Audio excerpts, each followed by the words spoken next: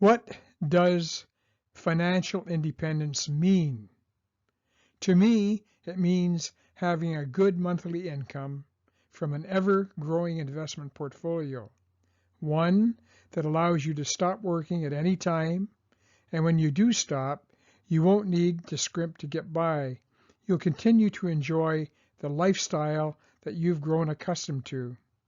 Step by step in this book, I want to show you how to safely and easily invest without entrusting your money to someone whose primary allegiance is to a bank that employs them and not to you. The tools that I recommend you use to build and maintain your investment portfolio are logical, straightforward, free, and easily available.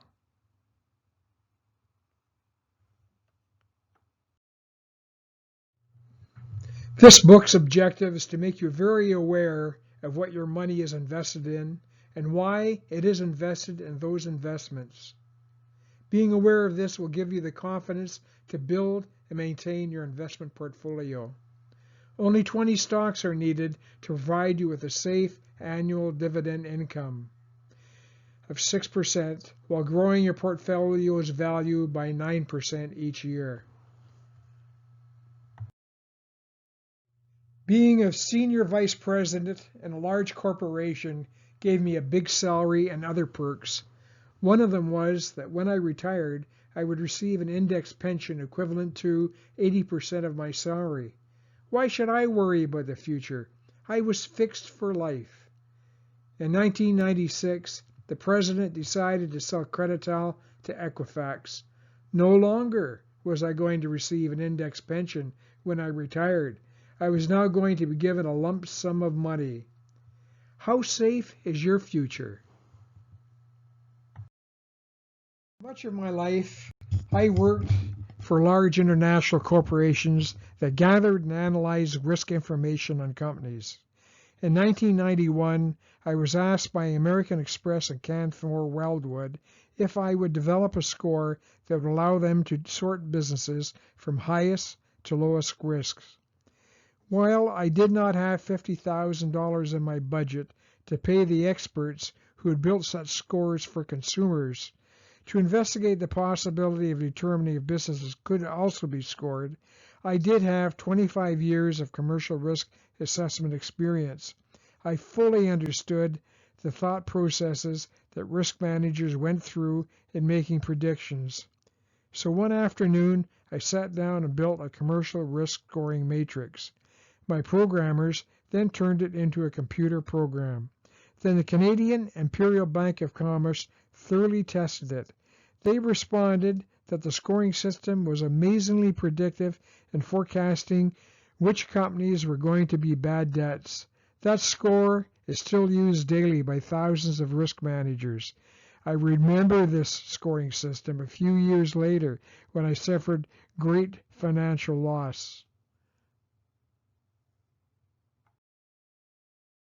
The large cash settlement I received from Credital in 1996 in lieu of a pension was to cover all my expenses for the rest of my life.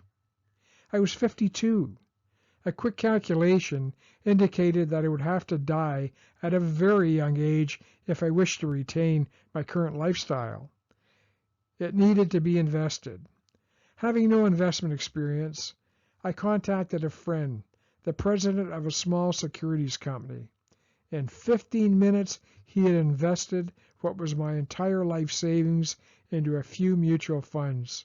I was told the portfolio would grow, and when I retired, all I had to do was sell off enough units from it each year to cover my living expenses. In the year 2000, I had lunch with that president. He was not happy. One of his large clients had liquidated a $2 million portfolio. This client believed there was soon going to be a market crash.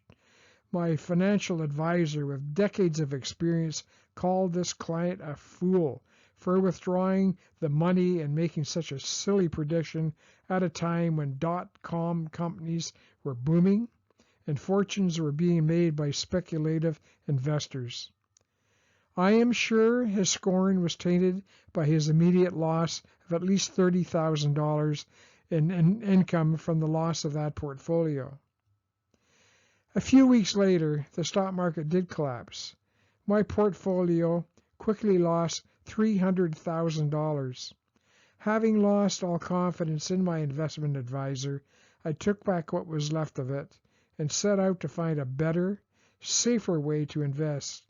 To me, this was a risk management situation.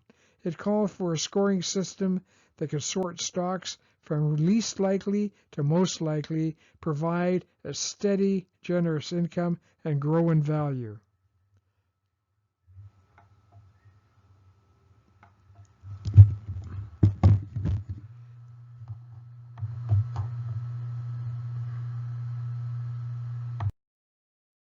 The average recession lasts about 9 months, and there is usually a gap of about 4 years between recessions.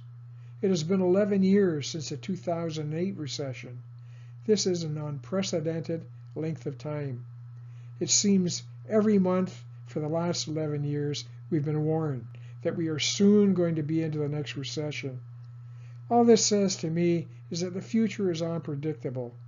I have learned you can protect yourself from the worst aspects of a recession by carefully choosing safe dividend stocks for your portfolio.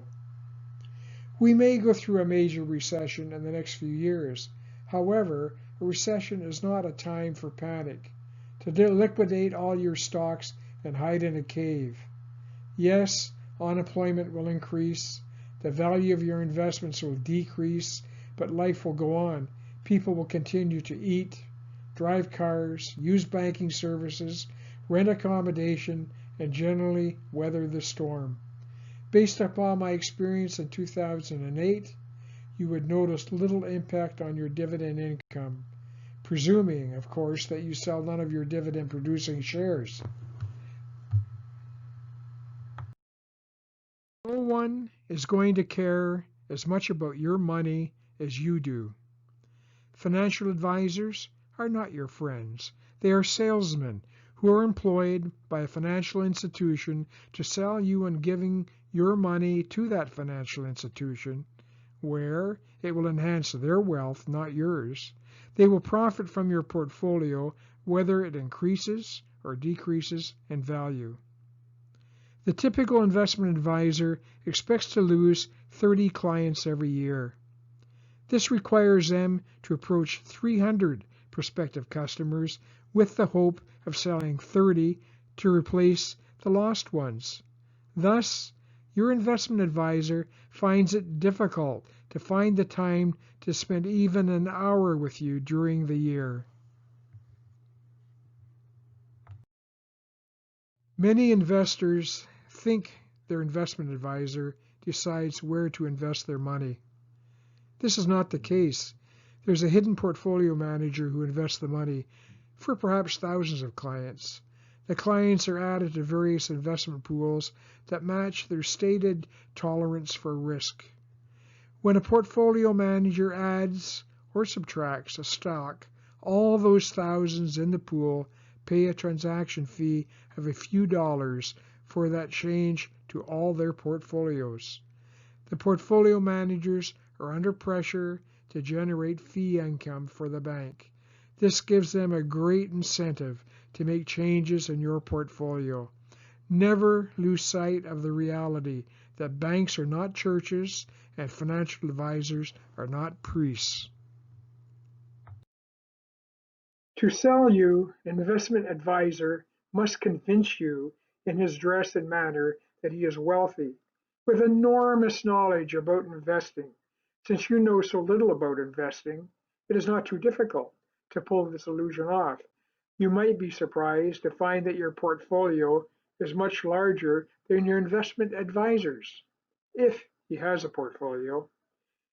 If he is wealthy because of his investment smarts, why is he out there flogging the bank's investment services? Selling anything is hard, stressful work. No, they are salesmen, earning no more than most banks are willing to pay to keep them from leaving to sell cars, insurance, or duct cleaning. A hunter sends a bird dog into the woods to flush out game birds that the hunter then shoots when they take flight. Each branch of a major bank has an employee designated to flush out potential clients for an investment advisor. This investment advisor often has an impressive vice president title on his business cards, along with a long list of investment credentials. When you are being fed to a big shark, recognize that the shark's sole objective is to get your signature on a full-service investment advisory contract. The last thing a shark wants you to do is to open a self-directed investing account, which will provide zero income for him. He will do his best to convince you that losing all your savings would be the result of self-directed investing and that your only option is to leave your investing to him. He will not mention that full-service investing could cost you hundreds of thousands of dollars over the next few decades, whether your portfolio increases or decreases in value. You can avoid a shark confrontation. It is not necessary to go into a branch to open a self-directed trading account. If you already have a checking account with that bank, you can open it over the internet.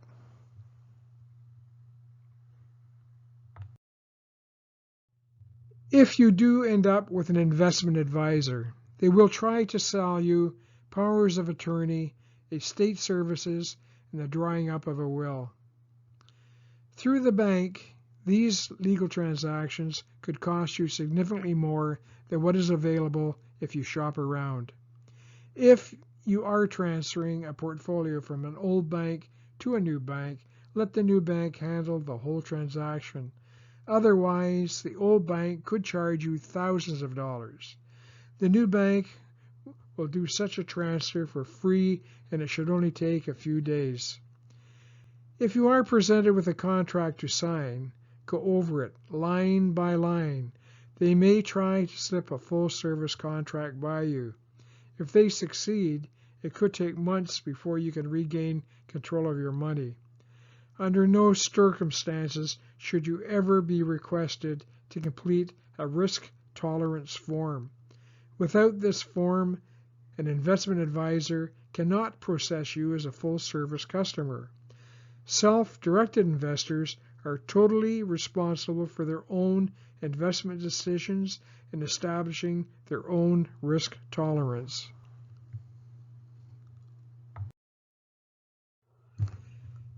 This slide lists just a few of the possible fees that can be charged to a full-service client over and above the 1 or 2% annually charged to manage their portfolio.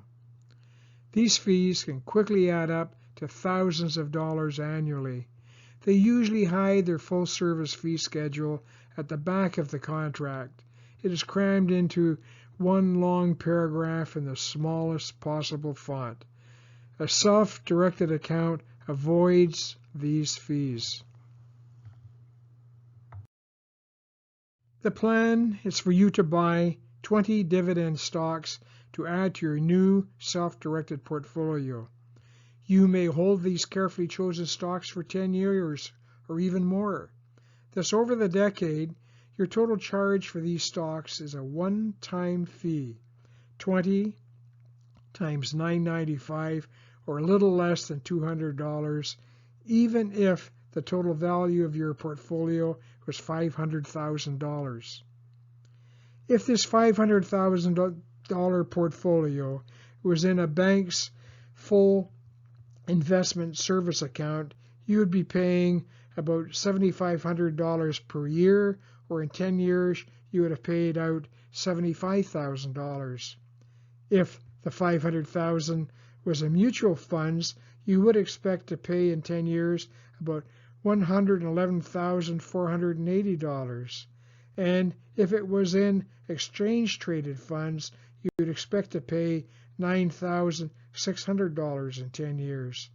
The money paid to others to manage your money is money that you could have invested and earned 15% per annum. For the mutual fund, you could have maybe earned $18,000 from that money over that 10 years. This book relates how Mrs. Innocence lost $300,000 of her portfolio. She had thought the annual fee of 1% of her $1 million portfolio was a negligible amount. She had not understood that 1% on $1 million was $10,000 every year. The portfolio had been shrinking for years. Not reading her monthly statements, she was also unaware that she was also paying $7,000 in miscellaneous fees each year. Her advisor, when questioned about the fees, told her not to be concerned because these fees were legitimate tax deductions. Unfortunately, her income was so low that there was nothing to write them off against. She had also never questioned the source of the $3,500 she received from her portfolio each month to live on. She thought it must be dividends. The income was actually coming from the sale of a piece of her portfolio every month. This explained the steady shrinkage in her portfolio's value. She really did face the possibility of outliving her money. The lesson learned here is give no one control of your money.